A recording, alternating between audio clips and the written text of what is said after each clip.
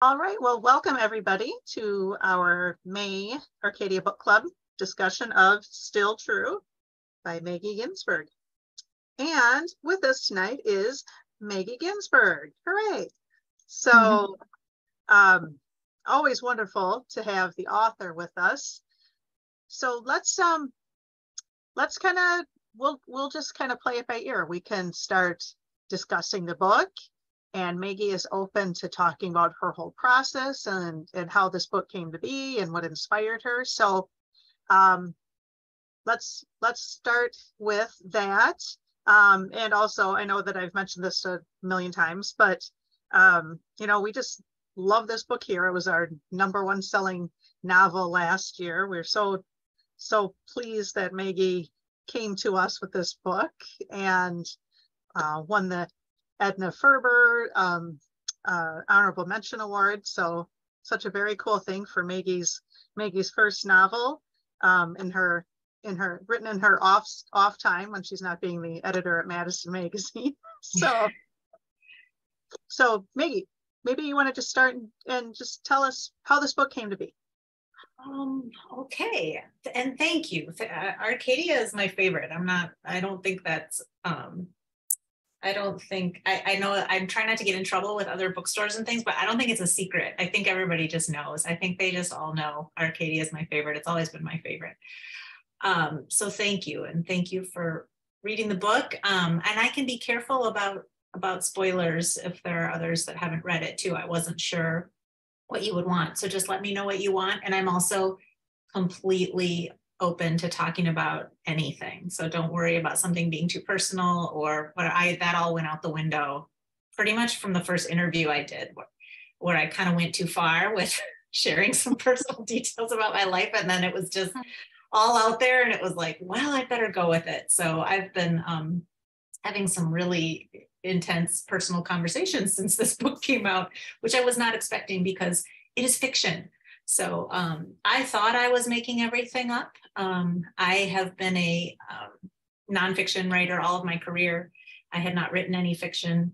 And when I started to write this book, it started with the characters. It started with Lib Hansen.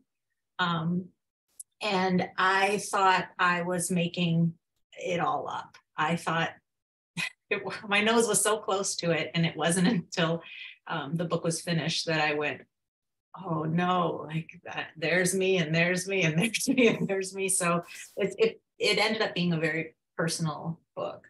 But it started with Lib, and it started like with so many novels. It started with some characters and some questions. And Lib, I could see her fully formed right away in her place. I could see her silver braid. I could see her at her farmhouse table.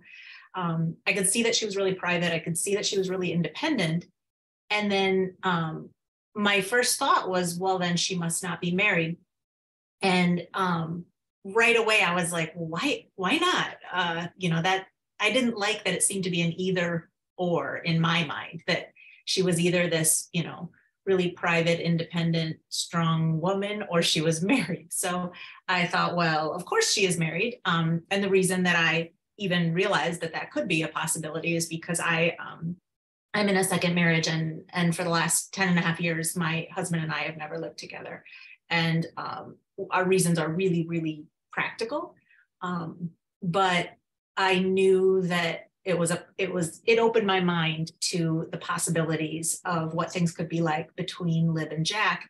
And it allowed me to explore their relationship in a way that I wouldn't have necessarily considered with, characters who were traditionally married and living together. And so that was kind of how it started. And I just started to think about, what would come between them then, because they have a really good situation and they really like it. And one of the things that I think that I have come to know about, because I had 15 years of a more traditional living situation marriage too. And I think one of the things that I came to believe is that it's in many ways easier to sort of be your best self when you don't have that person who knows you best living right there with you, seeing you and challenging you. And I thought about Lib and Jack, and knew that whatever came between them had to be kind of it had to challenge their values, their core values, each of them.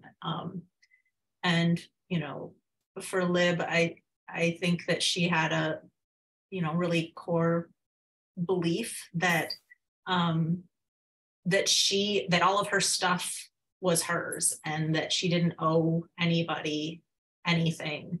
And I think that his core belief had more to do with, you know, honesty, and I don't know how honest he was with himself about just how, I think he held her responsible for a lot of things that maybe weren't fair either. So I was just kind of interested right from the start of what was going to happen with them, and where it was going to go. And so that was how I started. And then the other characters kind of came about when the character of Claire Taylor came about as I was thinking about who Lib believed she was, and then how she looked to other people. And the way that we all often compare our insides to other people's outsides, I was thinking who is a person who would look at Lib and think, you know, that's what I want. And that was where Claire came from. And then when I thought about what Claire had to lose, I knew it had to be something a little bit bigger than Dan, because I kind of thought she was maybe already wasn't going to work out. And that was where the character of Charlie came from. And that was the beginning. So you started writing this, about 6 years ago. Yes, this was it was in January 2017 that I wrote the first draft, January to May 2017. So I wrote the first draft very quickly, and got an agent right away about a week later. And I was like, wow, why didn't anyone tell me it was so easy to write and publish a book? I would have done this before I was 40 something. I'll just do this 4 times a year and it'll be great. And that's obviously that's not how things went. But it was every sort of rewrite and heartbreak and dead end definitely made the book better, even as I was miserable. And I did all of the writing between 5 and 7 a.m. So that I could go and have my job and my life throughout the day. And I worked with that agent for about 1.5 years, and she was really conservative about it. And I got some just beautiful, beautiful, beautiful rejections.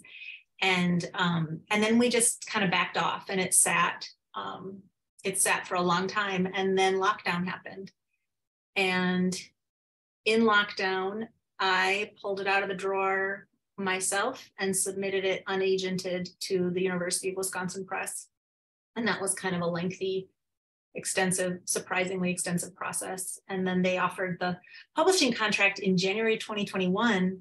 And they published so few novels a year that their first open fiction slot was September 2022. So that's how long that process took. And then, yeah, the book came out in September. So about 7 months ago now. Which makes it all the more impressive that in 3 months' time, that became our best-selling novel of 2022. I mean, I kind of credit you guys for that more than the book. It was, I don't know. You guys have been amazing. Well, Todd was an early evangelist for sure. Mm-hmm. Todd got that into a lot of people's hands. Todd is a hero in my family. Everybody knows who I mean when I just say Todd. All my extended family knows who Todd is. So you should have your dad invite Todd over for a swim. I wouldn't do that to him. Todd. So did your husband see himself in this book, or the kids, or neighbors, or anybody? So my husband, not only do we not live together, he's a bicycle mechanic. He definitely claims that he wrote page 17, which is absolutely true. And, you know, but he's not Jack. I'm not Lib and he's not Jack at all, really. But I figured that everybody would think that. What's really weird is that my ex-husband's name is Dave, and Dan, Claire's husband in the book, he doesn't really get he's not really anybody's favorite. And I was so worried. You know, I live in the small town that I grew up in. I quit drinking in 2010, and so about 13 years ago, and everybody knows that. And so I was so worried that people would think I was Claire and that Dan was my ex-husband, Dave.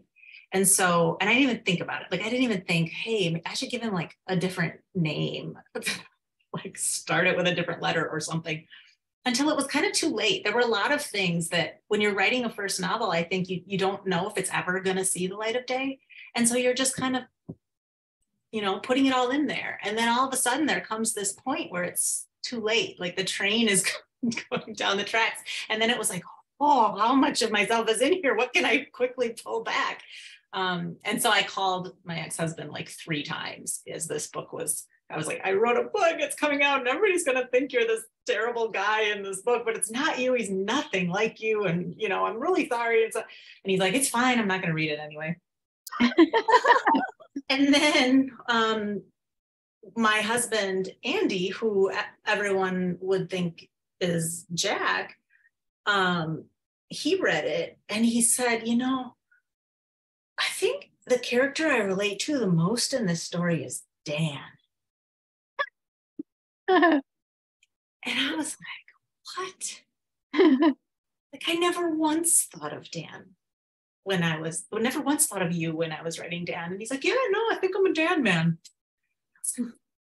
What? So who knows? Like, I don't know. I think everybody, you know, everybody in Mount Horeb, where I grew up, thinks I wrote about Mount Horeb, and everybody in Lake Mills thinks I wrote about Lake Mills, and everybody in, I don't know what people in Spring Green think, but I mean, it's just as close as Mount Horeb in my mind for what I was picturing for Anthem. But well, in my mind, in the movie, Jack is Sam Shepard, but that's not going to happen in the movie because Sam's no longer with us. That's who I was kind of picturing too, for sure. I love Sam Shepard. All right. Does anybody have questions for Maggie or comments? Anything they want to say about the book? In my mind, it's Sam Elliott. That too. Yeah. Agree too. Yeah. Yeah. Definitely a mix.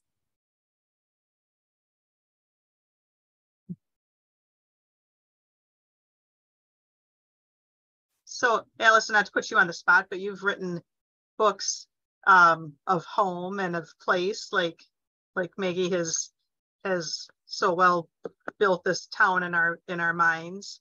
And you, as an author and working with the same with Wisconsin Press as well, have a lot of similarities, although yours is nonfiction.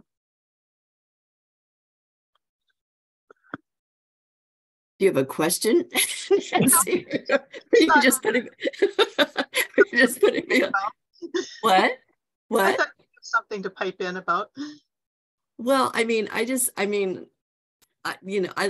love this book. I love the story. I became so attached to the characters. I read it. I read it in 2 nights. I wasn't planning to read it that quickly. And I just, it's what I read those 2 nights, staying up late at night.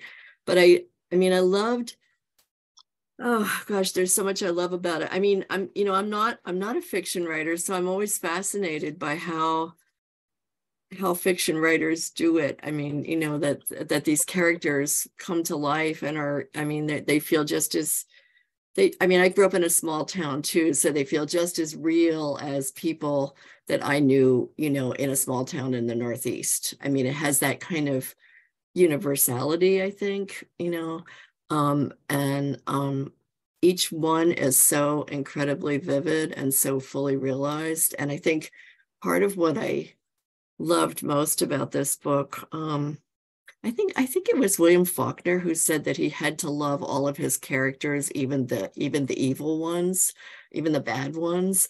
And I think what I love so much about this is that I mean, even Dan, I felt some grudging affection for. You know, I mean, and I felt like that was because the characters were all portrayed so fully in their humanity, you know, which I think is really, really, really difficult to do. So I just found that absolutely masterful, and I'm in such admiration of you for being able to bring that off. And I mean, I secretly want to be Lib, you know. It's like, oh, why can't I be Lib? I want to be as cool as her, and as, you know. So anyway, I don't know if that's helpful, but I'll throw those things out. Yeah. Thank you.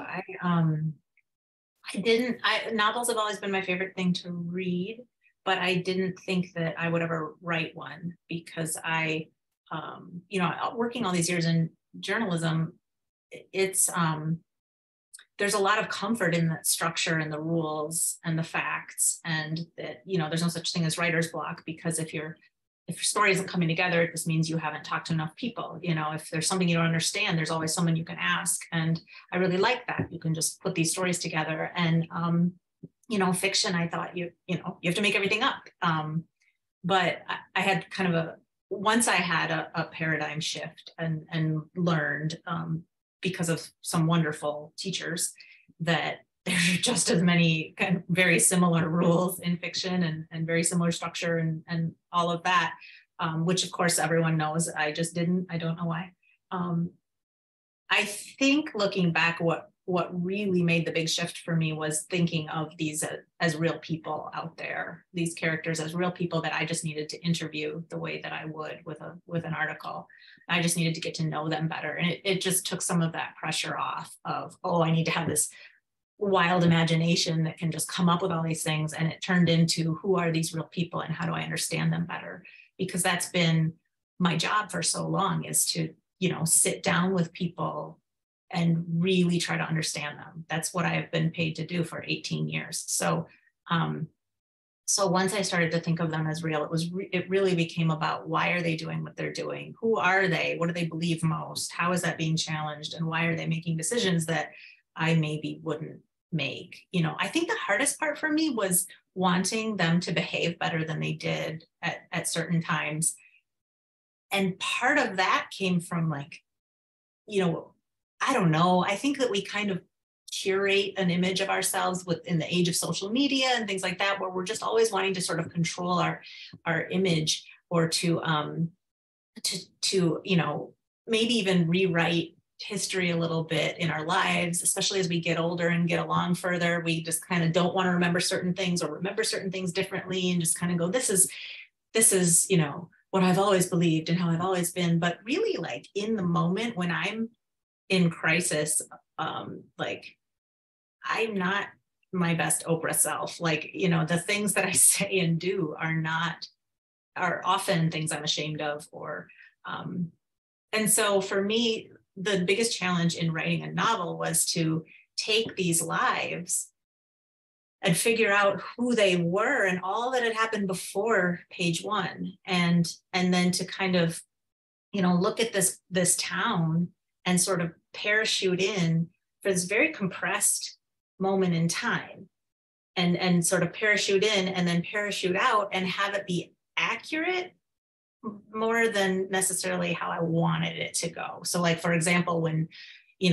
Jack does find out what Liv has been keeping from him, he behaves like such a jerk. And I hated that. Like, it was so hard to write that. But, like, in that moment, that was his, like, you know, lizard brain reacting, and I had to be accurate to that. And did he come around? Is he coming around? Is he going to get there? You know, yeah, but probably, I think so. But at that moment in time, I had to kind of stay true to that. So that was what was challenging for me, just trying to be accurate. And to,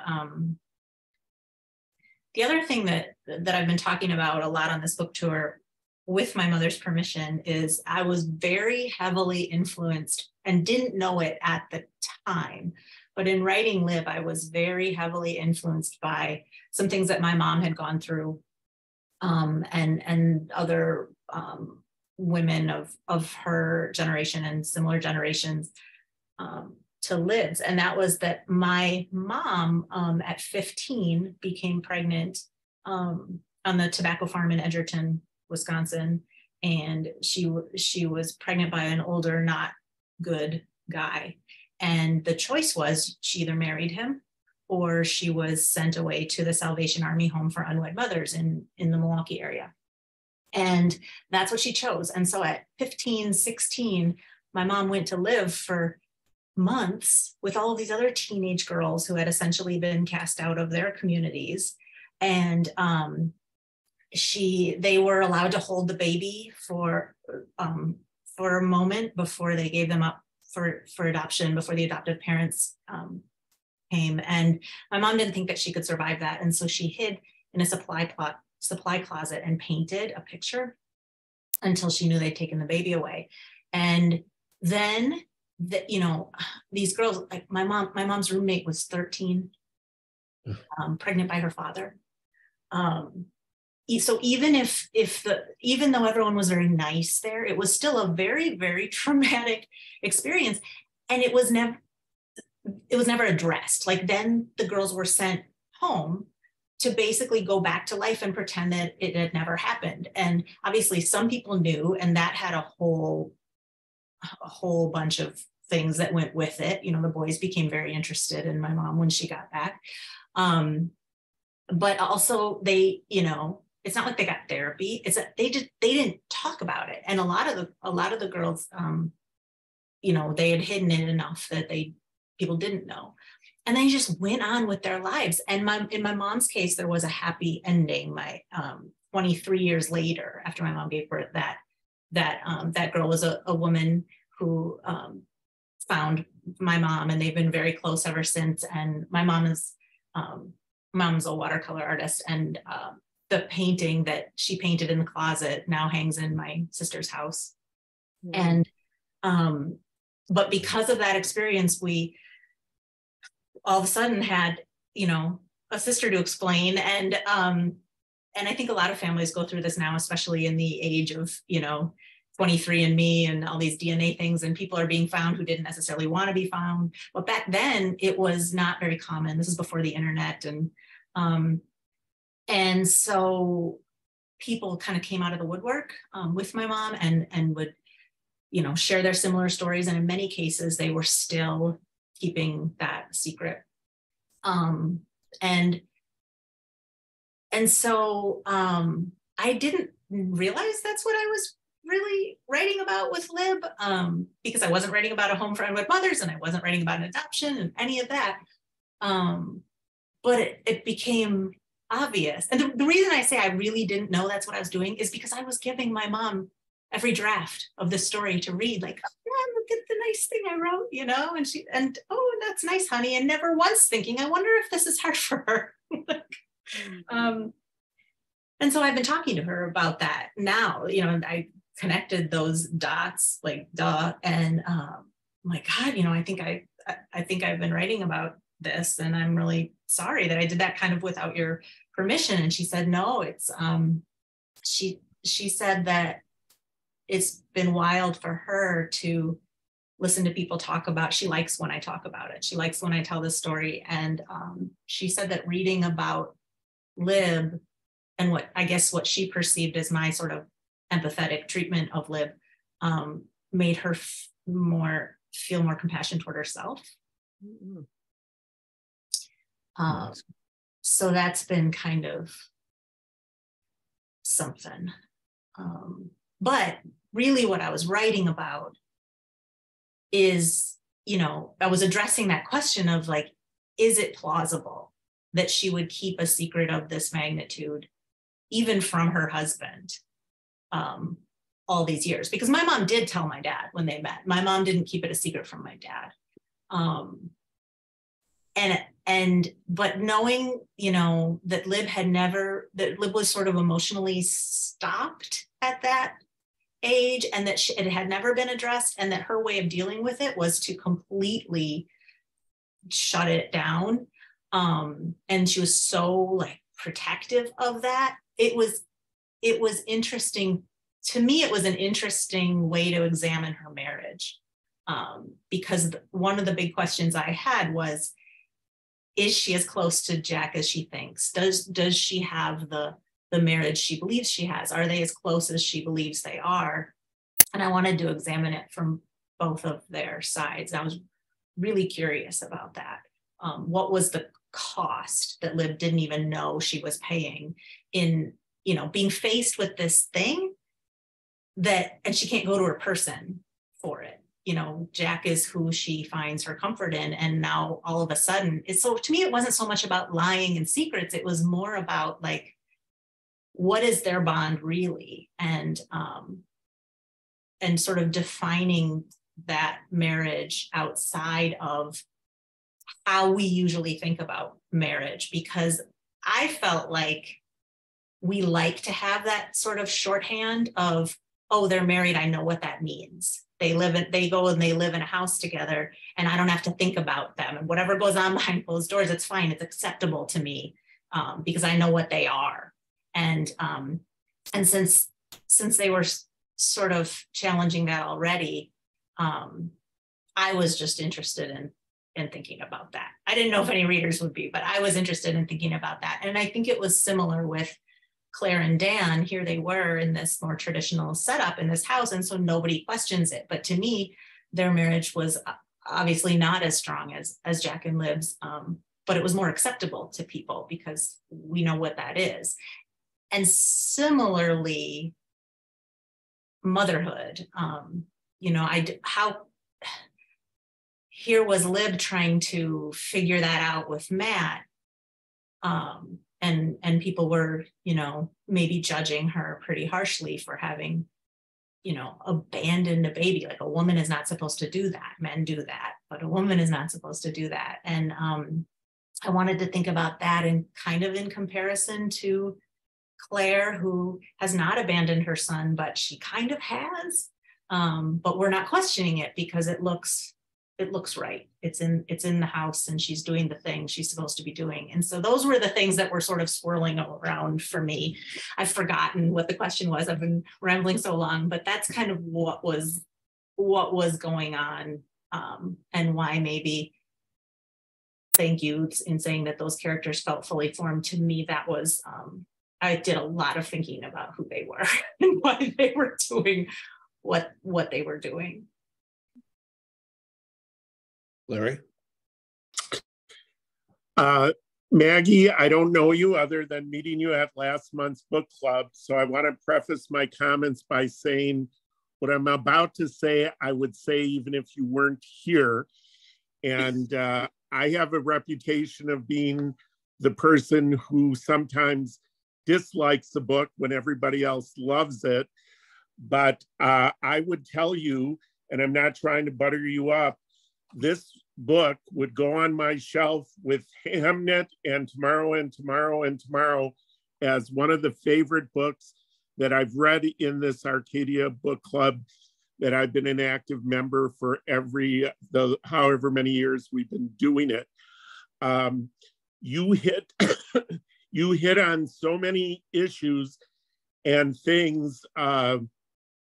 I was a middle school English teacher for 30 years. So the character of Charlie, I just thought of so many former students who I related to Charlie that were unique. And I just felt like this is not going to end well for Charlie. I was so worried about him through the entire book. And you would have lost me if you had killed him off. So that was good. But I'm currently a Waukesha County supervisor, and I have co-chaired a Drug-Free Communities Coalition and now our Heroin Task Force. And I thought the way that you addressed alcoholism, fentanyl, heroin crisis was so well done. I mean, I really disliked Matt and Claire for most of the book. But one of the things I loved about the book, I felt like I was on an emotional roller coaster with all the characters in the book, both major and minor characters. And I was amazed that I ended up having sympathy for both of them.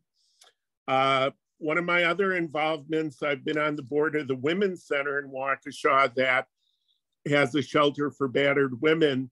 So the portrayal of Lib and the awareness of trauma, and reading this last week, right after the E. Jean Carroll verdict, and then the town hall where people are laughing about sexual abuse, it was like an unbelievable week to be reading it. And I purposely was going to read the book Tuesday on a flight to Dallas for a national housing task force I'm on. I read the first 2 chapters and I'm like, oh, Jack and Lib are such wonderful characters. They're almost too good to be true. This is going to be a very pleasant, enjoyable book without a lot of melodrama or whatever, because I knew nothing about the book. So Thursday, I'm packing to come back and the book is gone. I must have put it in the airport pocket. And thank goodness for Caitlin, because at a break, I'm at this conference in Dallas. I called up and I said, I need this book.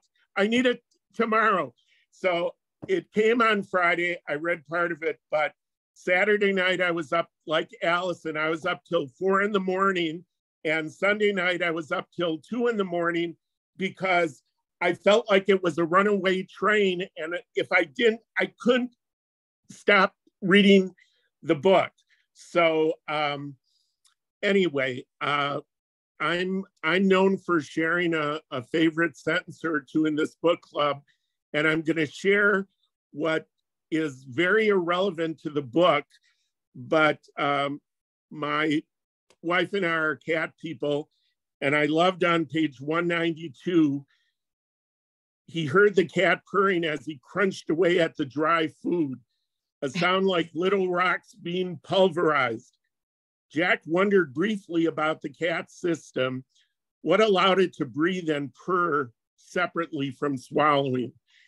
And most people love dogs and don't understand cats. So that little tidbit, as well as your tidbits about Wisconsin, like going to the gas station for world-class cheese and having to wipe away August from your brow.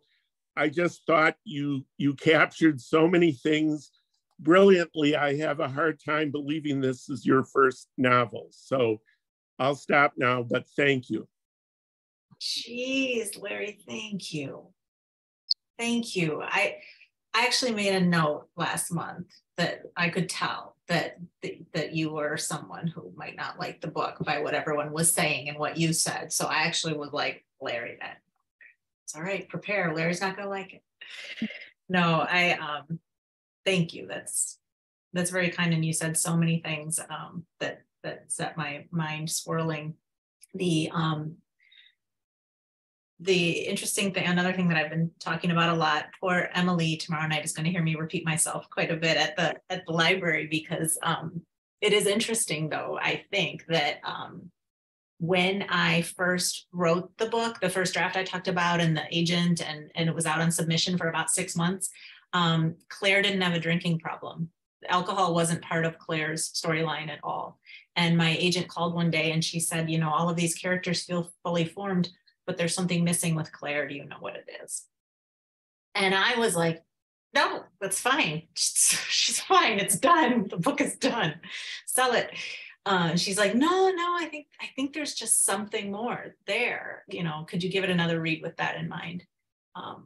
And so I did, and I had a friend read it with that in mind. And when it finally hit me what was missing, it was like, oh, she's an alcoholic. Like, and then it was like, oh, she's an alcoholic.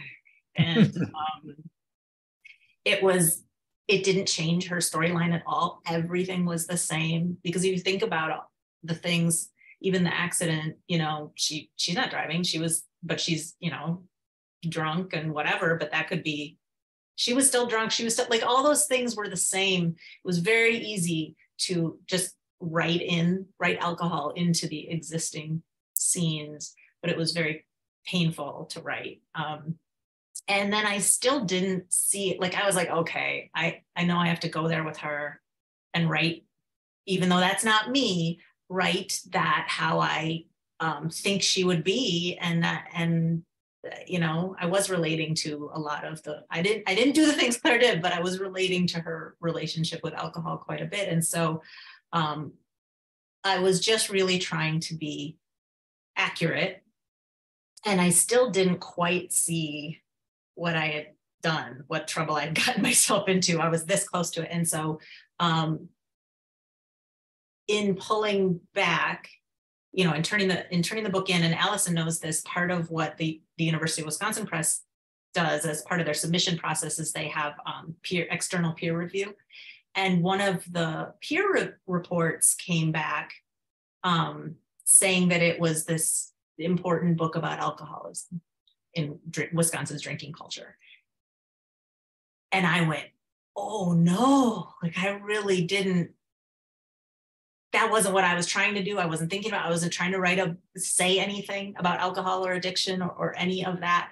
I wasn't trying to speak for anyone. I wasn't trying to, you know, I don't know. And so, but I think that in making Claire more true, it brought out all the other you know, the other characters that have some part of their storyline having to do with alcohol and addiction. It just made it that much more obvious. It's that all of a sudden it was everywhere in the book. And that was when I knew that I was going to be needing to talk about that. Something I wasn't necessarily keeping secret, but you know, wasn't necessarily all that talkative about. But I'm glad that it turned into that. I've gotten some really important messages, some really nice messages from other women who relate to Claire's drinking, and or other people who have loved ones who relate to the Matt situation or all of that. And so I'm really glad that it went the way that it did, but I didn't mean to, like, it wasn't something I was setting out to do. I just wanted to, you know, to be true to who they are. But yeah, I mean, I do have a lot of empathy around that, and anger around that, and questions around that. And so I'm in the book. Well, Maggie, I've never spent so much time reading a book. It brought me back to Romeo and Juliet when I first read it in 9th grade, and I was like, no, don't do it. And I kept, you know, I loved Jack and Liv, but then when she didn't do a good job of telling him and he reacted so horribly, I was yelling at them now. And I'm like, what happened to these two characters that I fell in love with? They're both being so stupid. Yeah. And that scene in the diner where they all come together, that was such a fantastic scene. And I do think whoever said this should become a movie, I hope that's something that could happen someday, because that was a wonderful scene in the book. Thank you. That scene was really fun to write, because you're right, that's the only scene where all of the characters are in the same scene, I think, in the whole book. But I had been keeping track of where they were emotionally.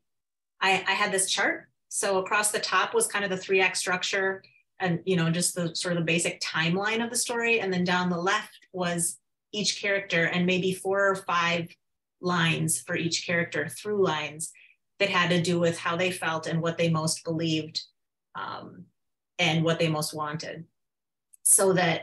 But I not only was tracking, you know, where they were at in the story emotionally, but also where they were against each other. And so that scene is maybe, I don't know, 75% of the way through or something. But I just went to my chart and I was like, okay, here's what's happening. And then here's what's happening underneath. And so I could see by the chart that there was so much going on, you know, under the surface for each of them. And I could see where they each were emotionally. And so I knew that if I just put them all at the table, it was going to be something would come out. So that was a fun and uncomfortable scene to write, always wanting them all to behave better. But I feel like if I'd let myself, you know, write them the way I wanted them to behave, it just wouldn't have felt right. I don't know. I don't know. Jack especially, I think, you know, he had this reputation of being this good guy, but when was Jack ever challenged? And so the thing about, and I'm going to try to not make this a spoiler for anyone who hasn't read it, but in the original versions, Jack doesn't find out what, nobody finds out except the reader what Charlie knows. And the reader only found out because there used to be a surprise chapter from Charlie's point of view that was about 70-80% of the way through, and it was in Charlie's voice, and he just kind of told you. He kind of just dropped it in among all these other things he was saying. And that chapter was really polarizing. Some people really loved it. I think because they were hearing from Charlie directly for the first time. Other people were like, readers are going to think that's a cheat if you all of a sudden have a point of view, just this one chapter from Charlie. And so I was kind of in a pickle because the publisher was like, you can do what you want. It's your book. We like it. Some people might not. Some people might throw the book across the room. And I was like, I don't want anybody to throw the book across the room. But I didn't know how to get that information to the reader without it. I didn't know how. Somebody had to say it to somebody, right?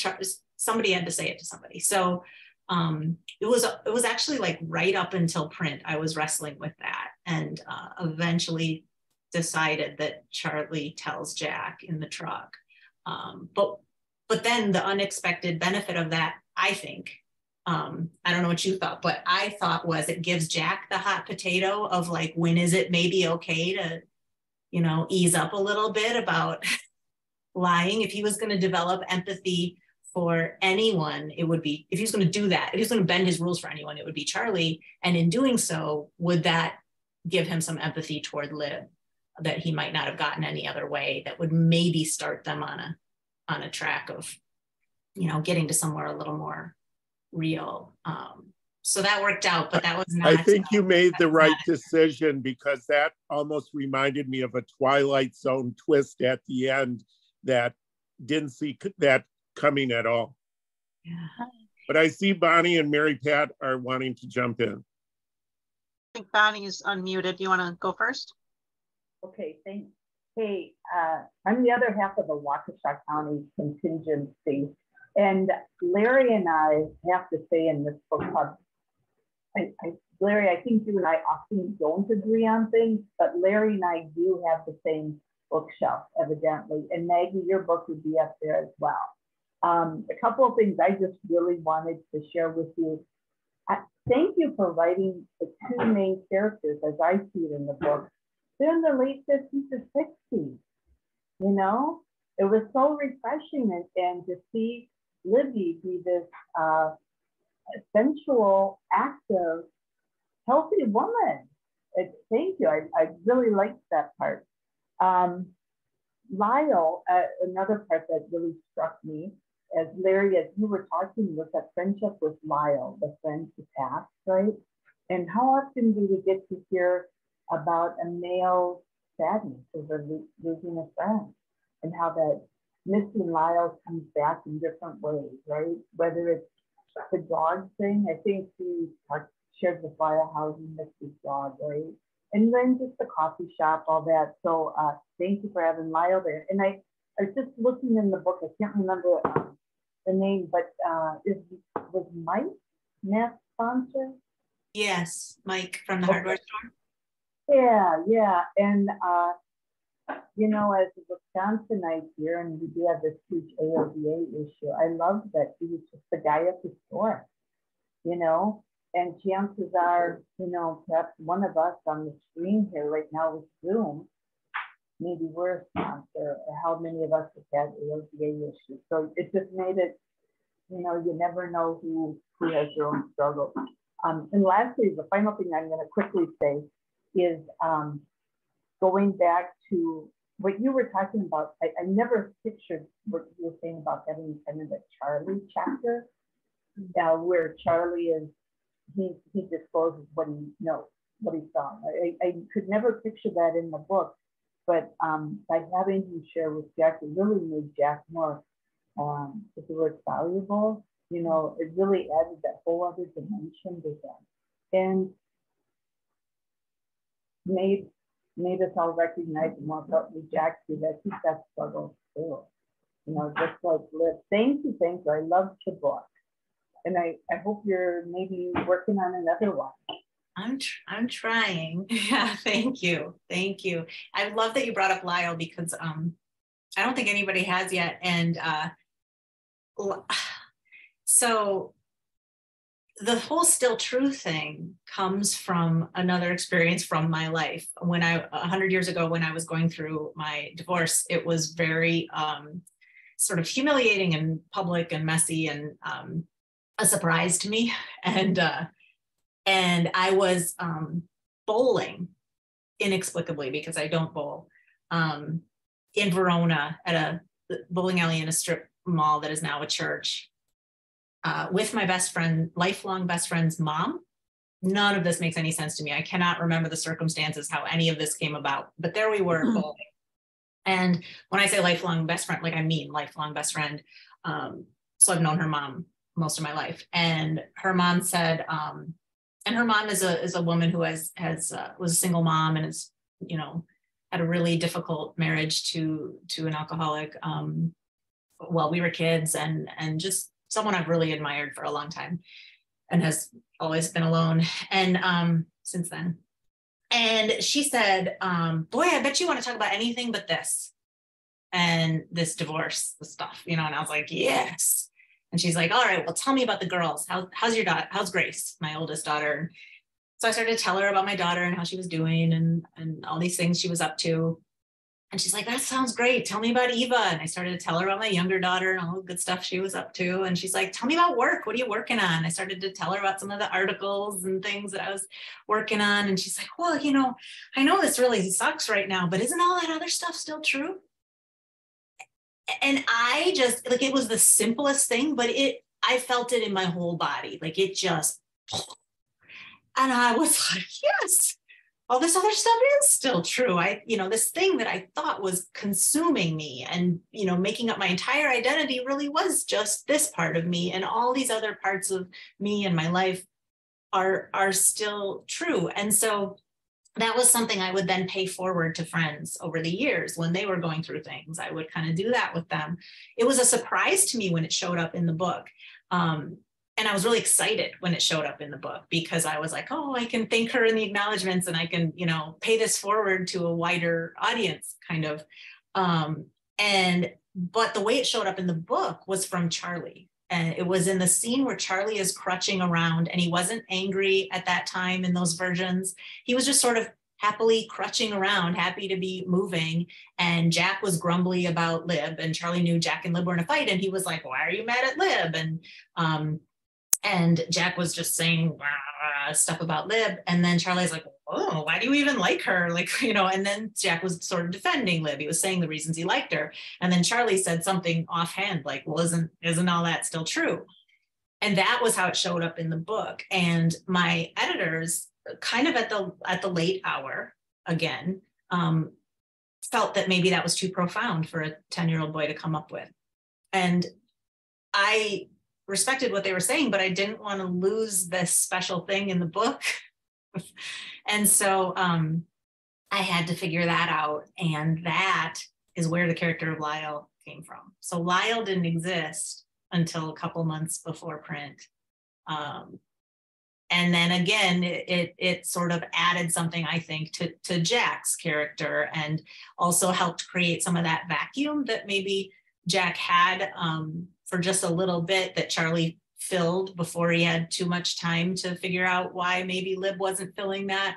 So it ended up, all of the revision that I did with this book was always like that. It never really changed the plot. It just was this problem solving, emotional problem solving, I think, of just, you know, why were people doing what they were doing? So, but I do wonder about Lyle. I'm curious about Lyle, and I think about, you know, writing about, you know, going back there.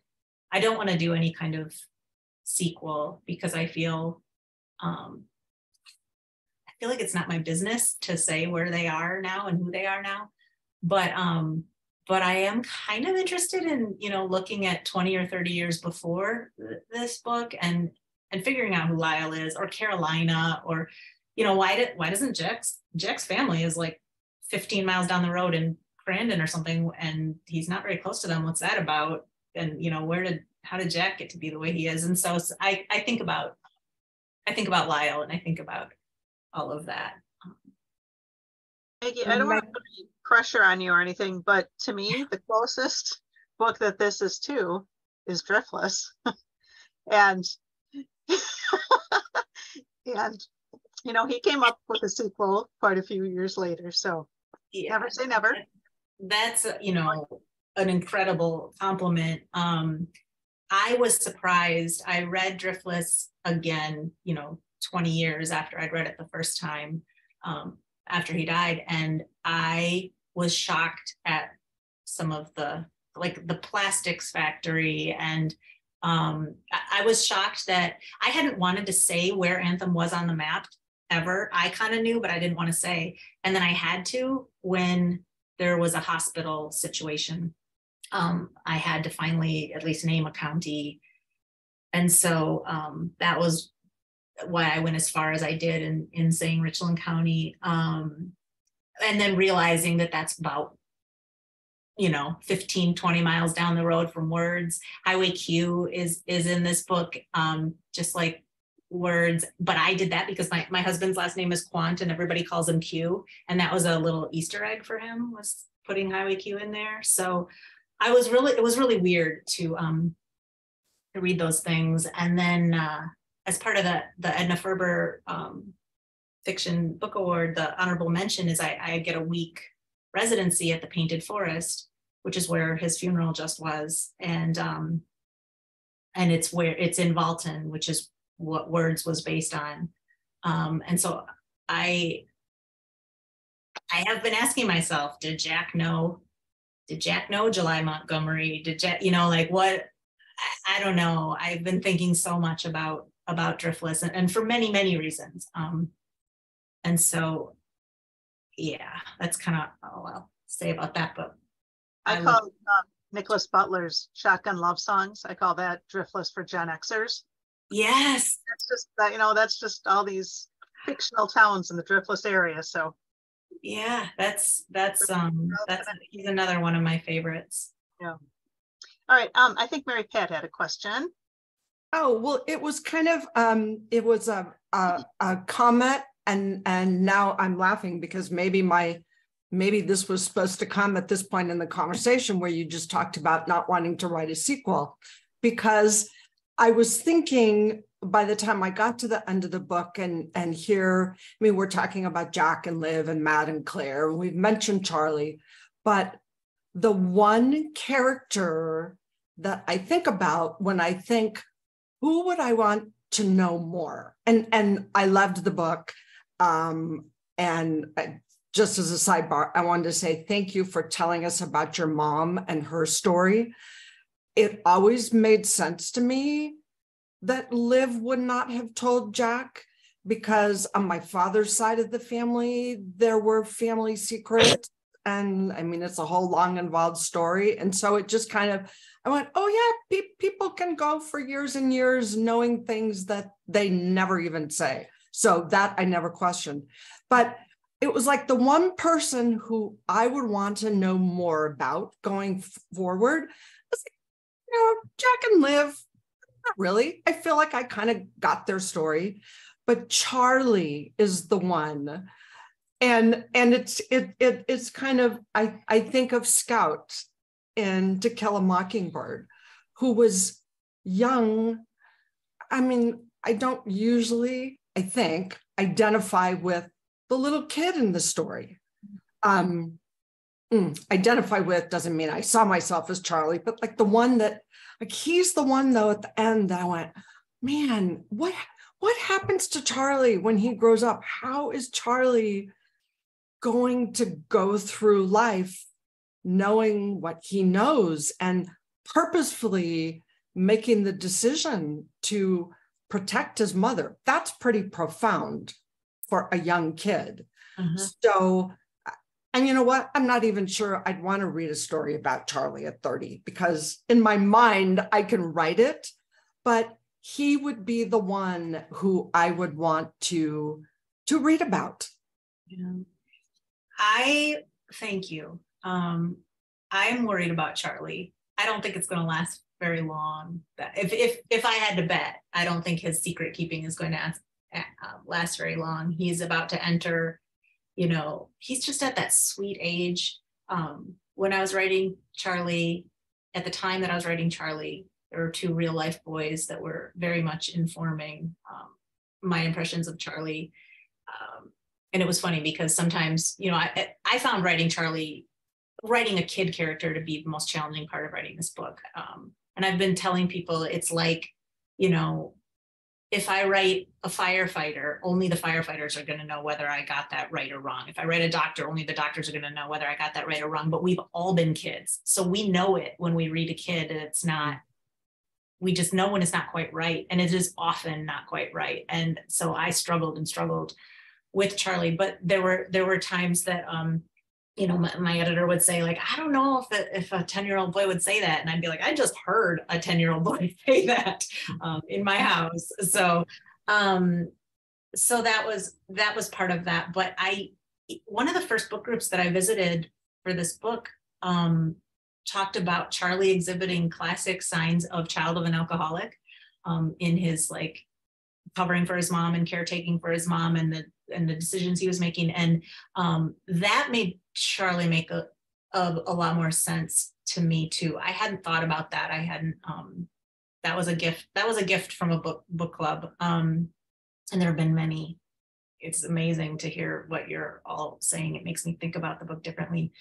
But I do worry. I think things are going to get rough again, but that's how life is, and it doesn't mean things won't get good again too. And the one thing that makes me feel better about, I feel like there's some trouble in store for all of them, but I feel like they maybe now have a little more community. They have access to each other, maybe on a deeper level than they had before, and that gives me hope. It's one of the things I'm most interested in about small towns is this sort of, and I've only ever lived in small towns, is this sort of push-pull with community.